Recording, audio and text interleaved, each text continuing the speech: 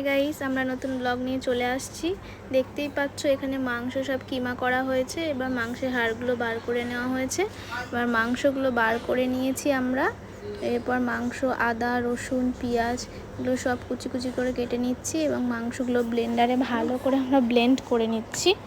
মাংসগুলো ব্লেন্ড করে নিয়েই আমরা একসাথে পেঁয়াজ, আদা, রসুন, ধনেপাতা সব কিছু ভালোভাবে মাখিয়ে নিচ্ছি। ভালো করে মাখিয়ে নিয়ে ওর মধ্যে একটু সোয়া সস, টমেটো সস, একটু ভিনিগার, একটু নুন, গোলমরিচের গুঁড়ো দিয়ে মাংসটাকে ভালো করে ম্যারিনেট করে নিচ্ছি। ভালো করে মাংসটা ম্যারিনেট প্রায় হয়ে গেছে। এদিকে আমরা ময়দার ডোটা তৈরি করে নিলাম। এদিকে স্যুপের জন্য আমরা যে হাড়গুলো রেখেছিলাম ওই হাড়গুলো দিয়ে ভালো করে আমরা স্যুপ করে নিচ্ছি।